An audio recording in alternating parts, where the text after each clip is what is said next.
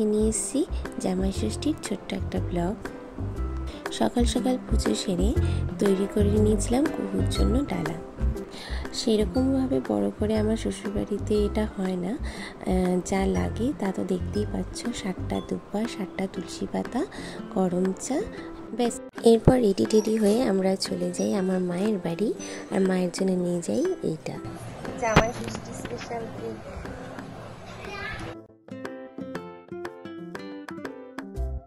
আমার বাড়িতে এবার চলছে একটু এমার্জেন্সি। আমার বৌদির বাবা খুবই অসুস্থ, সেই জন্য আড়ম্বর করে কিছু মা করতেও পারিনি। মন টন সত্যি বলতে কারোরই ভালো না। আমরা কিছু আয়োজন করতে বারণই করেছিলাম, কিন্তু মা তাও শোনেনি, আয়োজন করেই ফেলেছে। জামাই তো থাকে বাইরে। গত 2 বছর ধরে আমাদের ষষ্ঠী সেরকমভাবে হয়নি। এবছর যেহেতু আমরা বাড়িতে ছিলাম, সেই জন্য মা আর এই চান্সটা মিস করেনি। যা পেরেছে তার মধ্যেই কিন্তু মা সুন্দর করে ষষ্ঠীর আয়োজন করেছে।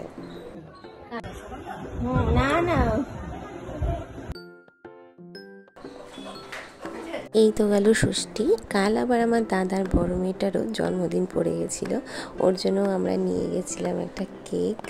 থমথমে পরিবেশ ছিল বাড়িতে, কিন্তু ওদের একটু আনন্দ দেওয়ার চেষ্টা করেছি আমরা।